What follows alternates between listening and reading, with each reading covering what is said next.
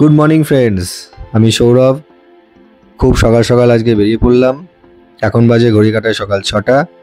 আমি যাচ্ছি অফিস পিকনিকে, একদিনের অফিস পিকনিক।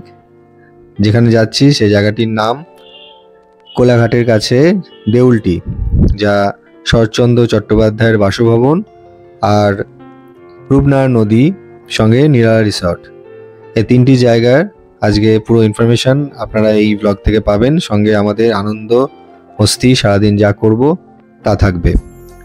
আজ 2025-এর 25শে জানুয়ারি। সকাল থেকে এই দিনটা আজকে মেঘলা মেঘলা রয়েছে। মনটা প্রথমে একটু খারাপই হলো এই মেঘাচ্ছন্ন ওয়েদার দেখে। গাড়ি প্রথমে রিপোর্টিং করেছিল আমার বাড়ির কাছে। আমি প্রথম পিক আপ করলাম গাড়িটি, তারপরে বাকি অফিস কলিগদের পিক আপ করার জন্য এগিয়ে পড়লাম।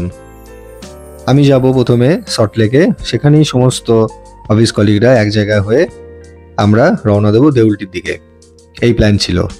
দাদার সঙ্গে আলাপচারিতা সেরে নিলাম, দাদা একটু হাই করে দিলেন। এই হচ্ছে সিটিং অ্যারেঞ্জমেন্ট। এরপরে আমরা এগিয়ে পড়লাম সল্টলেকের দিকে, মা ফ্লাইওভার ধরে নিলাম। দিনটি ছিল বেশ মেঘলা মেঘলা, জানি না সারাদিনটা কীরকম যাবে। প্রথমে মনটা একটু খারাপই হলো। এই ট্রিপের সমস্ত এক্সপেন্স আমাদের অফিস থেকে করা হয়েছে। আমরা প্রতি বছরই কোনো না কোনো জায়গায় এইভাবে ঘুরতে যাই। এইভাবে দেখতে দেখতে আমরা পৌঁছে গেলাম। এখানে স্যার উপস্থিত ছিলেন। আমরা সবাই আগে থেকেই এই জায়গায় এক জায়গায় উপস্থিত হলাম। এবার আমরা একে একে গাড়িতে উঠে পড়ব। মনের মধ্যে একটা খুব আনন্দ কাজ করতে লাগলো। স্যার নিজে উপস্থিত ছিলেন। আমরা সবাই গাড়িতে উঠে পড়লাম। সকাল 8টার সময় গাড়ি আমাদের রওনা দিয়ে দিল। আমরা একটু মজা করতে করতে এগিয়ে চললাম। সঙ্গে গাড়িতে গান চলছিল। সব মিলে বেশ ভালোই লাগছিল। সারাদিনটা খুব আনন্দের সাথে কাটাবো এই মনে হতে লাগলো। এরপরে আমরা মা ফ্লাইওভার দিয়ে যেতে লাগলাম। মা ফ্লাইওভার হয়ে দ্বিতীয় হুগলি সেতু ধরে আমরা NH6 হয়ে যাব। এই ছিল আমাদের রুট।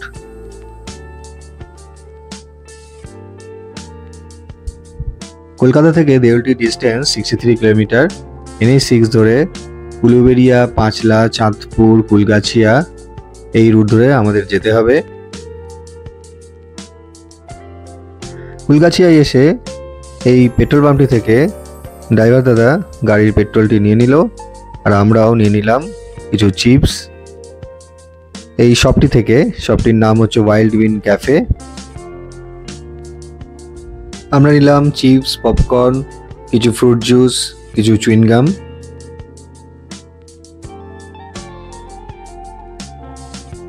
এরপর আমরা সবাই চলে গেলাম চা খেতে পাশে একটি চায়ের দোকান থেকে। অফিসের সবার সঙ্গে আপনাদের একবার আলাপ করিয়ে দিই।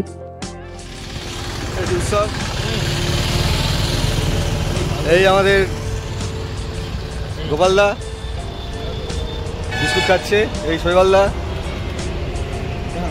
দত্ত, এই পল উইলিয়াম, আকাশ, বিশু, রাজু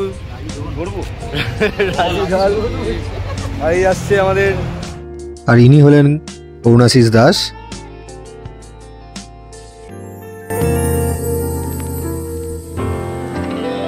আর এই হচ্ছে গোড়া। আমরা এই 10 জন মিলে গেছিলাম, সঙ্গে আমি সৌরভ। আমাদের চা খাওয়া হয়ে গেছে। এরপরে আমরা আবার রওনা দিয়ে দিলাম।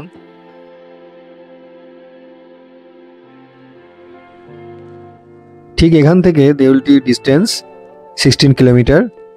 আমরা এগিয়ে চললাম। গাড়ির মধ্যেই আমরা খুব হই হুল্লোড় করছিলাম। ঠিক এইরকম জায়গা থেকে আমাদের এই রাস্তাটি হলো দেউলটির রাস্তা। ওপর থেকে ফ্লাইওভার উঠে যাচ্ছে, আমরা এই রাস্তাটি ধরে নিলাম। ওপর দিকে রাস্তাটি যেটি যাচ্ছে সেটি কোলাঘাটের দিকে চলে যাচ্ছে। আমরা এরপর থেকে ফ্লাইওভারের নিচ দিয়ে রাইট হ্যান্ডে নেব দেউলটি। এটা দেউলটির মোড়।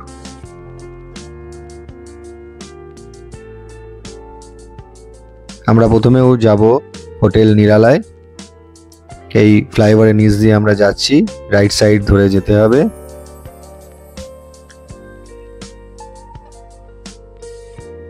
ফাইনালি বন্ধুরা আমরা পৌঁছে গেলাম নিরালা রিসর্টে। এখানে আমাদের রুম বুক করা ছিল। আমাদের গাড়ি পার্কিং করিয়ে আমরা চলে গেলাম নিরালা রিসর্টের ভেতরে।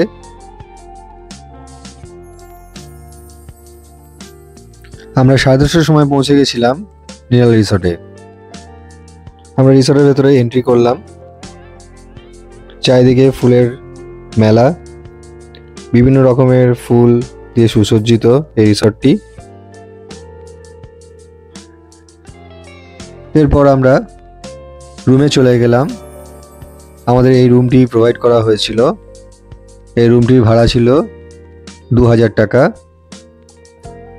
এই রুমের মধ্যে আমরা এসিও পেয়েছিলাম, সঙ্গে ডাবল বেডের একটি বেড, একটি সোফা সেট, চেয়ার, টেবিল আর টিভিও ছিল। রুমটি সাইজে মোটামুটি বড় ছিল, খুব বড় বা খুব ছোটও নয়। জানলা দিয়ে এরকম একটা ভিউও পাওয়া যাচ্ছিল।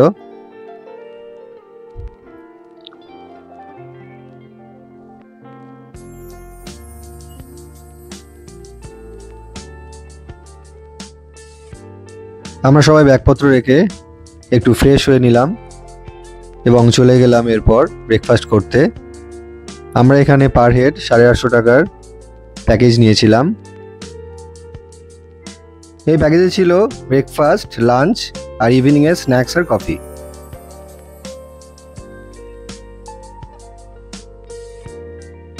আর রুম আমাদের আলাদাভাবে নিতে হয়েছিল। আমরা নিয়েছিলাম একটি মাত্রই রুম। রিসেপশনের সামনে এইরকম একটি সুন্দর ফুলের বাগান আমাদের চোখে পড়ল, যা আমাদের মনকে ছুঁয়ে গেল। এখানে খুব সুন্দরভাবে ফুলগুলিকে পরিচর্যা করা হয়েছে। আশপাশটা একটু ঘুরে দেখে নিলাম। এরপর আমরা চলে গেলাম ব্রেকফাস্ট করতে। এখানে ব্রেকফাস্ট আমাদের প্রোভাইড করা হয়েছিল মাঠের মধ্যে। খুব সুন্দরভাবে এরা ব্যবস্থা করেছিল। এখানে চেয়ার টেবিলের ব্যবস্থাও ছিল এবং সঙ্গে মাথায় ছাতাও এরা দিয়েছিল। ব্রেকফাস্টে ছিল লুচি আর আলুর দম আর নতুন গুড়ের রসগোল্লা।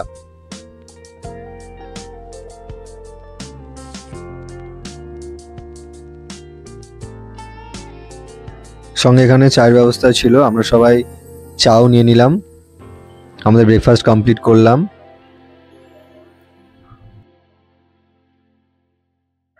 আর এই 850 টাকার প্যাকেজে সবকিছুই ছিল আনলিমিটেড। এরপর রিসর্টের চারপাশটা আমরা ঘুরে দেখব, সঙ্গে আপনাদেরকেও রিসর্টটা দেখাবো কীরকম এবং কতটা সুন্দর। ব্রেকফাস্ট সেরে নিয়ে আমরা কিছু ফটোশ্যুট করে নিলাম।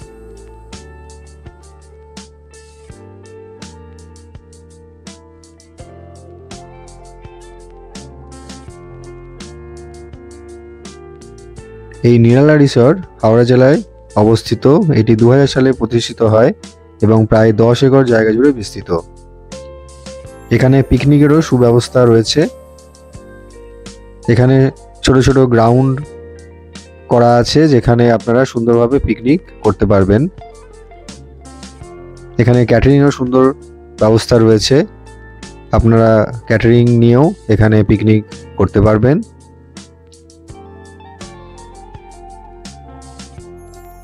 দেখছেন এখানে কি সুন্দর সুন্দর গ্রুপে গ্রুপে সমস্ত মানুষরা এসে ভিড় করেছেন, পিকনিক করছেন, মাঠে খেলাধুলা করছেন। মানে একদিনের জন্য একটি আদর্শ জায়গা পিকনিকের। অজস্র গাছের সম্ভার, রঙিন রঙিন শীতকালীন সমস্ত ফুল ফুটে রয়েছে।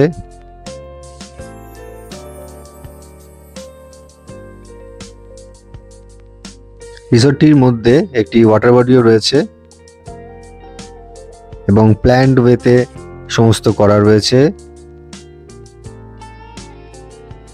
এখানকার এই গ্রাম্য পরিবেশের ফ্রেশ এয়ার, সঙ্গে এইরকম শান্ত নীরব একটি পরিবেশ, যা আমার সত্যি খুব ভালো লেগেছিল। রিসর্টটি আয়তনে এত বড় যে আমরা সবাই বিভিন্ন দিকে ছড়িয়ে পড়েছিলাম। এই রিসর্টে আপনারা পেয়ে যাবেন 60টি ছোট বড় এসি নন এসি রুম, সঙ্গে কনফারেন্স রুম, সুইমিং পুল এবং ব্যাঙ্কোয়েট হল, ইনডোর ও আউটডোর গেমস এবং শিশুদের জন্য খেলার জায়গা, ছোট ছোট পার্কের মতন রয়েছে যেখানে স্লিপ, দোলনা সমস্ত কিছুই রয়েছে। চারপাশের অসংখ্য ফুলের চাষ যা এই রিসর্টের সৌন্দর্যকে বহুগুণ বাড়িয়ে দিয়েছে। যেতে যেতে রাস্তার পাশে এইরকম একটি সবেদা গাছ দেখতে পেলাম। দেখুন, সবেদা একদম ভরে রয়েছে। দেখুন কি সুন্দর লাগছে।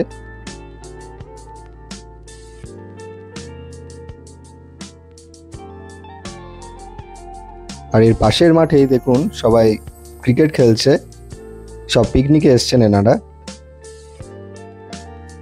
এই রাস্তার ডান ধারেই দেখলাম একটি সুন্দর ডালিয়া ফুল ফুটে রয়েছে। ওহ, কি সুন্দর কালারটি দেখুন, কি মিষ্টি কালার। প্রকৃতিপ্রেমীদের কাছে একটি আদর্শ জায়গা এই নিরালা রিসর্ট। এই হলো রিসর্টের সুইমিং পুল এরিয়া। এখানে এন্ট্রি চার্জেস 50 রুপিস আর কস্টিউমের জন্য আলাদা 200 রুপিস। কস্টিউম সঙ্গে নিয়ে এলে আপনাকে 200 রুপিস পে করতে হবে না। রিসর্টের চারপাশ ঘুরে আমরা বেরিয়ে পড়লাম শরৎচন্দ্র চট্টোপাধ্যায়ের বাসভবন শরৎকুঠির দিকে। যেতে সময় লাগে 5 মিনিট মতন। শরৎকুঠি খোলা থাকে সকাল 10টা থেকে দুপুর 12টা, আবার বিকাল 3:30 থেকে বিকাল 5:30। আমরা সকালের টাইমটায় বেছে নিলাম। আমরা পৌঁছে গেলাম শরৎকুঠি। এই হচ্ছে সেই বিখ্যাত কথাসাহিত্যিক শরৎচন্দ্র চট্টোপাধ্যায়ের বাসভবন। জীবনের শেষ 12 বছর উনি এই বাসভবনেই কাটিয়েছিলেন।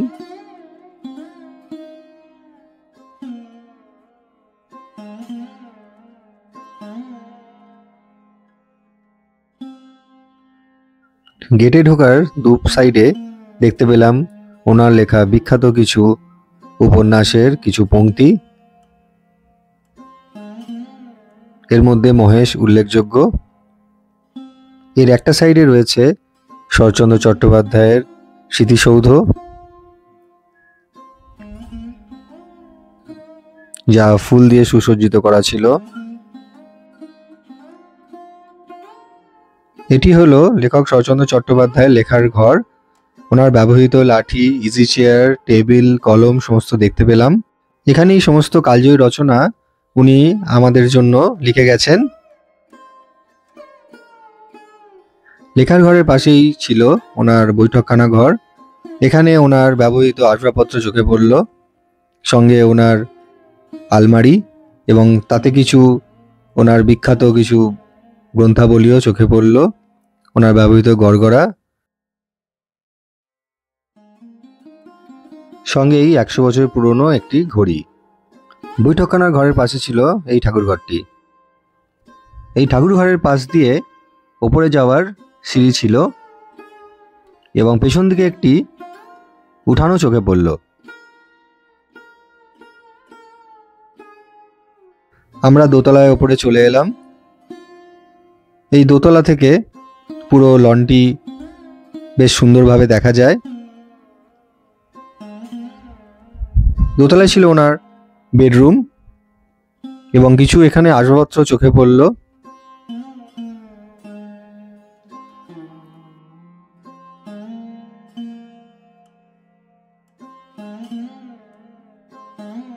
বাড়িটি দোতলা আর টালির ছাদ বিশিষ্ট ছিল।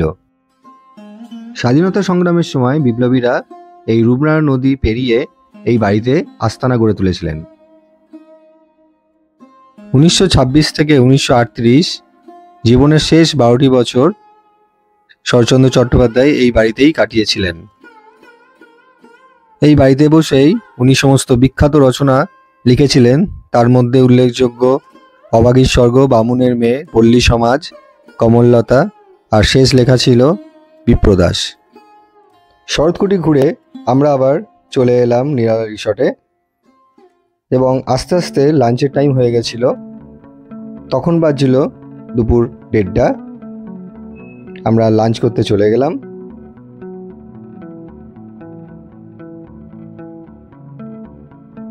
ঘুরে এসে আমাদের খুব খিদে পেয়ে গেছিল, আমরা প্লেট নিয়ে নিলাম। এখানে লাঞ্চে ছিল সাদা গরম ভাত, ঝুরঝুরে আলু ভাজা, স্যালাড, ভেজ ডাল, ফুলকপির তরকারি আর কাতলা মাছের কালিয়া। সবই ছিল আনলিমিটেড।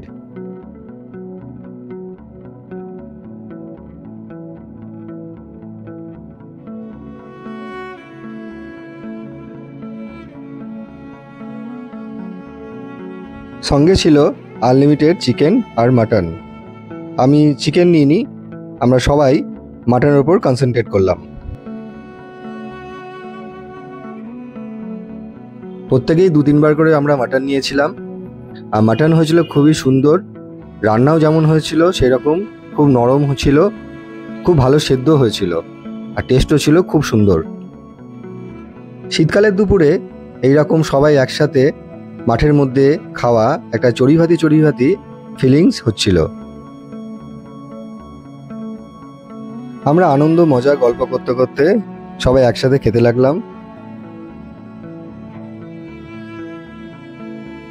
শেষ পাতে ছিল চাটনি, পাঁপড় আর নতুন করে রসগোল্লা। সবই ছিল আনলিমিটেড, বাট আমি একটা মাত্রই মিষ্টি নিয়েছিলাম। আমাদের এই ঘোরা বেড়ানো, খাওয়া দাওয়া, এই সব কিছুর জন্যই আমাদের অফিসের স্যারকে অনেক অনেক ধন্যবাদ, কারণ উনি ছাড়া আজকের এই পিকনিকটা হতো না। কারণ এই সম্পূর্ণ ট্যুরটির স্পন্সর করেছেন আমাদের কোম্পানির স্যার। বিকালে আমরা চলে এলাম রূপনারায়ণ নদীর ধারে। এখানে আমরা কিছুক্ষণ সময় কাটালাম। এখানে চোখে পড়ল ঘুগনি, ফুচকা, আইসক্রিম, ঝালমুড়ির দোকান, সঙ্গে বাচ্চাদের খেলনারও কিছু দোকান। মনে হলো সুন্দর একটা ছোট্ট গ্রামের মেলার মধ্যে আমরা রয়েছি।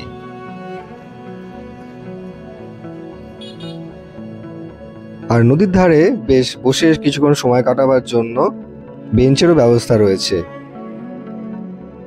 সূর্য অস্ত যাবার সময় হয়ে এসেছিল আর নদীর ঠান্ডা শীতল হাওয়া বইছিল, যা আমরা খুব এনজয় করলাম। এই জায়গায় এসে আমাদের খুবই ভালো লাগলো। এই রূপনারায়ণ নদীর পাড়টি আমরা লেখক শরৎচন্দ্র চট্টোপাধ্যায় বাড়ির থেকে হাঁটা পথে 5 মিনিট দূরত্বে রয়েছে। আপনারা যদি শরৎকুটি ঘুরতে আসেন, সেখান থেকেই এই রূপনারায়ণ নদীর পাড়ে এসে ঘুরে যেতে পারেন। আর হ্যাঁ, এটি হচ্ছে একটি পিকনিক স্পট। দেউলটির এটি হচ্ছে রূপনারায়ণ নদীর ধারের পিকনিক স্পট। এই দিনে দেখলাম এখানে অনেকেই পিকনিক করতে এসছেন। যাক, আমাদের ঘোরা বেড়ানো কমপ্লিট হলো।